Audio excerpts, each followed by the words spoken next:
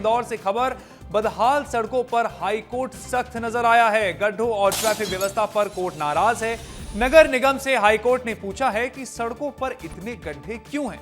Court ने पूछा है कि सड़कों की निगरानी कैसे हो रही है।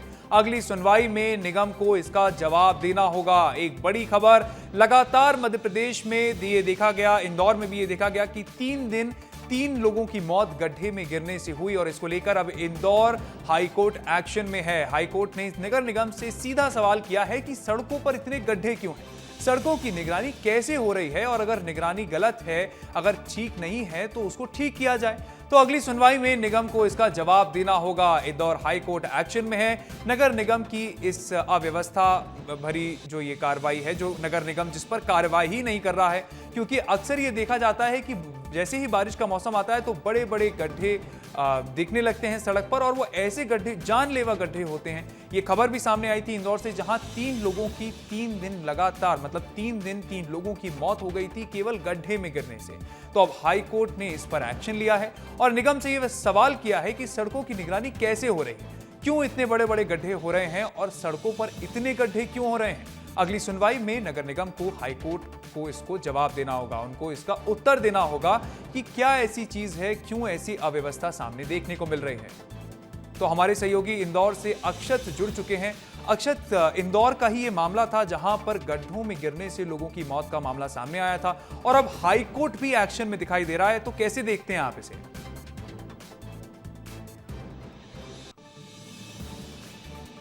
देखिए, इंदौर एक स्मार्ट सिटी कहलाया जाता है, देश का सबसे स्वच्छ शहर कहलाया जाता है, लेकिन क्या वास्तविकता ये है? इसी को लेकर कोर्ट ने सवाल पूछ लिए कि भाई जो सड़कें हैं, यदि वही सुचारू नहीं होंगी तो कैसे व्यवस्थाएं चलेंगी।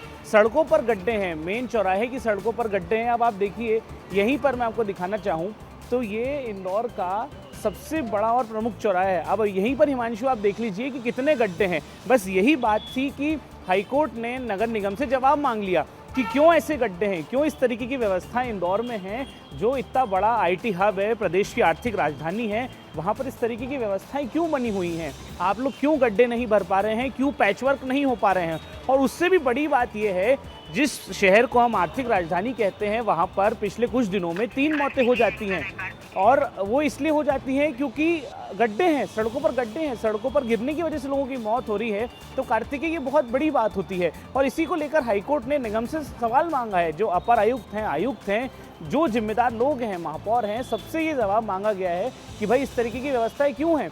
मैं आपको एक बात बताता हूँ कार्तिकेय, करोड़ों रुपए का बजट होता है पैचवर्क के लिए। जब बारिश आती है, मानसून सीजन आ रहा होता है, उसके पहले करोड़ों रुपए निगम जारी करता है कि भाई पैचवर्क करिए सड़कों का। तो क्या ये पैचवर्क है? और ये काल इस प्रमुख चौराहे का नहीं है। लगभग इंदौर की जितनी सड़कें हैं वो इस तरीके से खराब हो चुकी हैं। कल भी हमने केस देखा कि 40 करोड़ की सड़क किस तरीके से 2 मिनट में धंस जाती है जब नीचे से पानी छोड़ा जाता है। इस तरीके की जो अव्यवस्था है, उस पर हाईकोर्ट का जो रुख है वो बहुत ज़्यादा सख्त होता नजर आ रहा है। कार्तिकेय जी, मतलब एक तरह से ये ठीक भी इसलिए है क्योंकि ऐसी अव्यवस्थाओं से बहुत परेशानी होती है और निगम की इससे जवाबदेही भी तय होगी। धन्यवाद अक्षत, हमारे साथ जुड़ने के लिए।